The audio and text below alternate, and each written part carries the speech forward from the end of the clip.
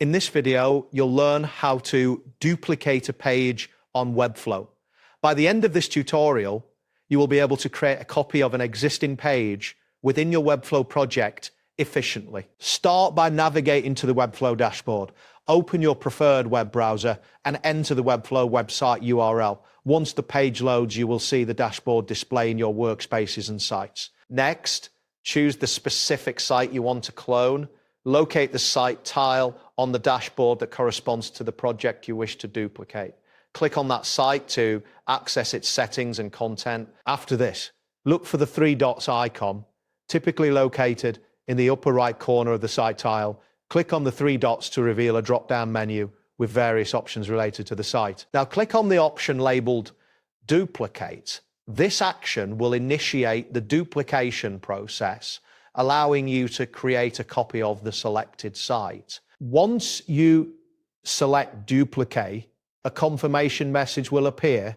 This message informs you that your site, styles, pages, and images will be copied to the new site.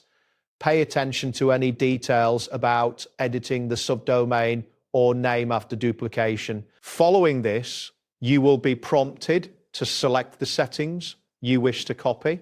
Review the options presented to ensure you include all necessary elements for your new site. Click on Copy Hosting Settings to include hosting configurations in the duplication. This ensures that any custom hosting settings are carried over to the new site. Next, select Copy SEO Settings. This option allows you to carry over SEO configurations, which is important for maintaining your site's visibility in search engines. You can also select Copy Integration Settings.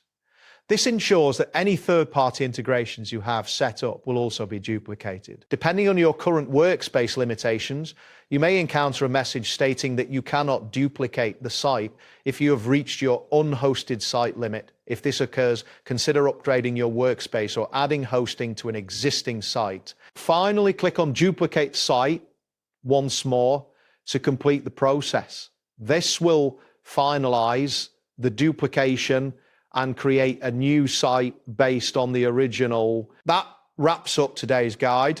Thanks for watching and catch you in the next tutorial.